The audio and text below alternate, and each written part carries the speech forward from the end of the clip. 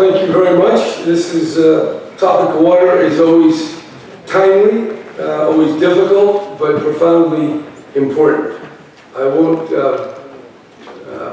expound too much on the California Water Action Plan. I'm just going to hold it up. Do you all have a copy of this, or you will get a copy? Your homework is to read it if you haven't already. This is a new updated version, so you have to review it. It's very important. It's integrated. There's nothing quite like it ever in the history of California. Our water development has been going on for many decades. But when we started, we, meaning our predecessors, didn't really understand the complexity, the interrelationships of all the projects. And this interaction between nature, the natural systems, and then the built investments, the steel, the engineering, the management of human beings in the context of this overarching natural systems. We have a much better understanding of how that all works. We don't fully understand it even now, and that's why when you look at when you probably never have, I have, looked at the environmental impact report for the Delta project, it would fill 2 stacks of this table. And why is that? Because the uncertainty, the unknowns, the complexity of what we're doing is such that literally you can spend hundreds of millions of dollars, millions of hours studying the various applications. Now, if you go backwards, when we built many of our dams and conveyance canals and causeways, no one had read those tens of thousands of pages because they didn't exist yet. But they reflect very thoughtful examination of the California environment and what impacts there are and what we're trying to do. So the main point I make is that we're learning more. We know a great deal more. We've had some really smart people, scientists, engineers, people who work in public policy. And the fruit of all that, as best we can make it, is the 2016 update of the California Water Action Plan. So I hope that you'll be able to deal with it. And of course, when we deal with water, it is controversial. Water wars is a metaphor we often hear, and they're real in the past, and they continue in some way. Water is life, and it's also economy. It's the basis of so many living things and living systems. So it's quite challenging. And I like to put this in the broader context that we now have 39 million people, and as best I understand it, there was a fraction of that many who lived in California for more than 10,000 years. And so that number was what the norm was until the colonists, the Spanish colonists, came this way. And then after them, the gold rush and all the rest. And now we have not only 39 million people, but we have 32 million vehicles. And the 32 million vehicles are driven 332 billion miles. And to make those cars go 332 billion miles requires 18 billion gallons. 14 billion gallons of gasoline and 4 billion gallons of diesel. And that doesn't just disappear.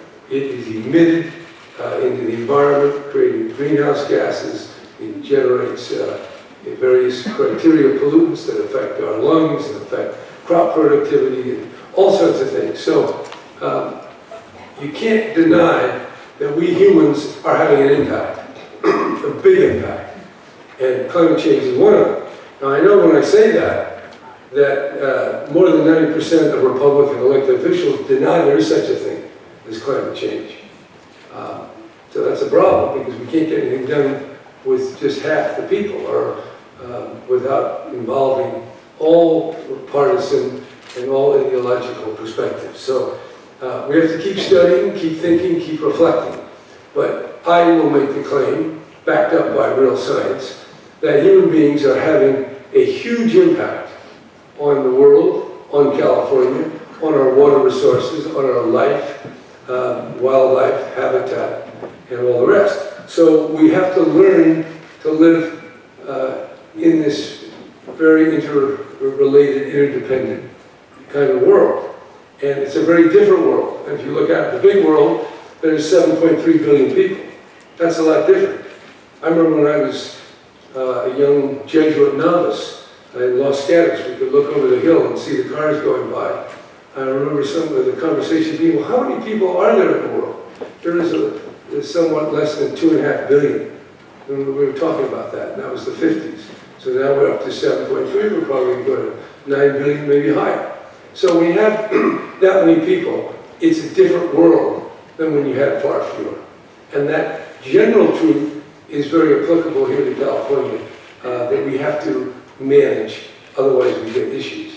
Just like today it'll be raining, there'll be more water, but because the fish like to swim around where the pumps are, and because we have biological opinion and various laws to protect species, those pumps will not operate at full capacity, and that's the reason why we want to change the very outdated infrastructure of the whole Delta system. It was built before we knew so much of what we know today. And what we know today is that we have to draw the water out at further north of the Sacramento River, and we build the conveyance correctly, and we manage it with all values kept in mind, that we can produce more water reliably, and the whole system will work better for people, farmers, and fish. And if we don't get that, then the water wars will continue, and some side or other may get an advantage, but then there'll be lawsuits, there'll be initiatives, and this will go on in a negative way beyond the life of probably half the people in this room, or maybe more. So the answer is to work together to get projects that work for everyone. Now, luckily, things have been happening the last few years. Things have been happening in nature. We've had the worst drought, the longest drought, the impact on the snowpack, and the drying of the soil and the vegetation, the increase in forest fires. All this is big, it's expensive, it's caused lives, and it's changing our landscape.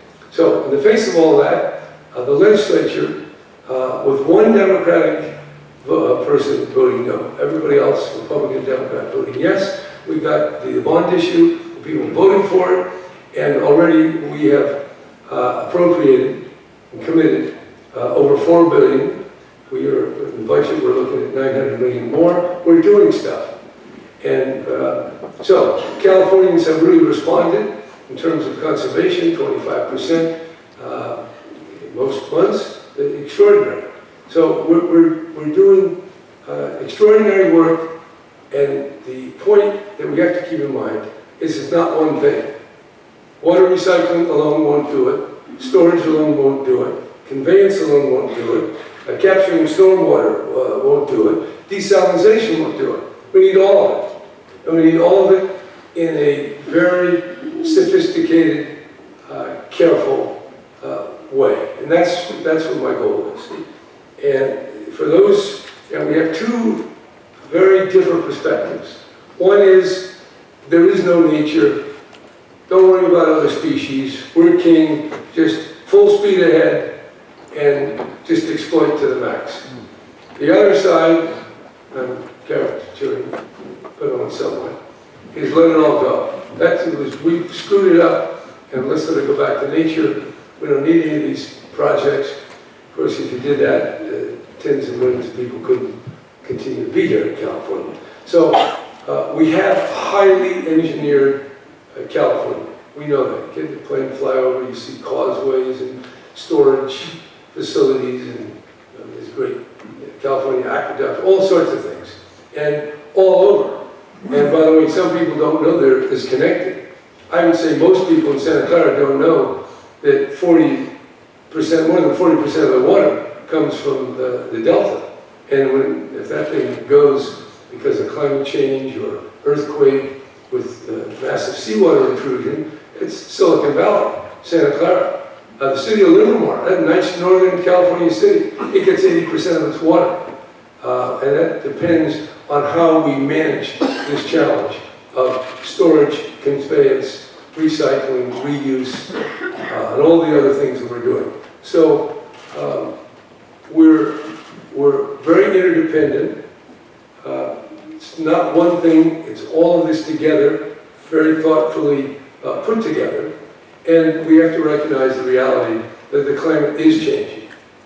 It's changing, and for those of you who don't believe that, well then, that we make all our work a lot harder, because I think the science is absolutely overwhelming. And going forward, we've got a lot to do, because when you talk about $4 billion, that's a lot of projects, that's a lot of people, that's a lot of opportunities to make mistakes. And it does take a certain amount of understanding and collaboration and feeling a sense that we're all in it together. There's people in the Central Valley, in the Sacramento Valley, they distribute water, they sell water, and you need facilities to make that all happen. And people in Orange County want to recycle water. Well, they can't get the water unless some of it comes from Northern California through the aqueduct, and that requires conveyance and storage.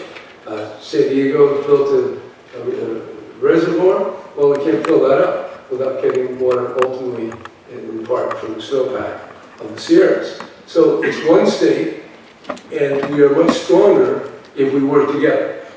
And we can protect the natural systems, and we can do so, but we have to engineer our way forward, because that's the way it is. This land was used to 300 or 400,000 people, and now we got 39 million.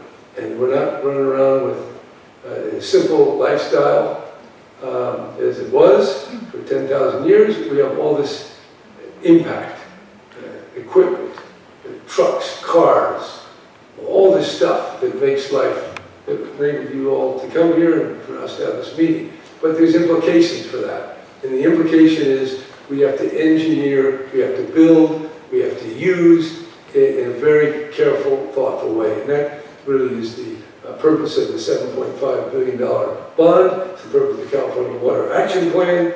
And there it is. And you people are in the front lines, and I really appreciate that. For the most part, people ignore water. And they did it because it's controversial. I mean, we had, once they voted down that peripheral canal, that Machen, Wilson, Davis said, right, I'm not talking about that. And you'll find a lot of politicians today go, hey, well, let's stay away from that. Well, it's vital to meet the problems and to start providing the solutions. Our Water Action Plan has that balanced set of solutions where we both build, we do storage, we do underground groundwater management, and that bill was an amazing and fundamental achievement where we can manage our groundwater properly in California, all of that. So we're making real progress. We've got some tough tests ahead, but I'm committed to seeing it through. That's my goal. And I do believe I feel strongly about the environment, and wildlife, whether in the water or on the mountains, the trees, the vegetation. We have to respect that. We are a part of, we're not just the only species. And we have to understand our dependence and our interdependence. And that's also true politically. We have to work together in all these different ways. So that's what it's all about. It's very exciting. California is a wealthy place, but that wealth depends in many respects, maybe in all respects, on respecting the natural systems and what they require. I like to think of that word economics. It comes from Greek economics, which means the rules of the house, the big house. That's our big environment and big economy. There's another word called ecology. That comes similar word, eco, the house, but it's the logos of the house. So we got the rules and we got the logos. The logos is something more grand, and logos refers to God in the New Testament. It's spirit, it's word, it's thought, it's idea. So we have to be thoughtful, and we have to understand the economy does not encompass the ecology, but rather the ecology it encompasses the economy. So we're all part of nature, but we're manipulating, we're managing nature, but we have to do it within the rules as they are, immutable.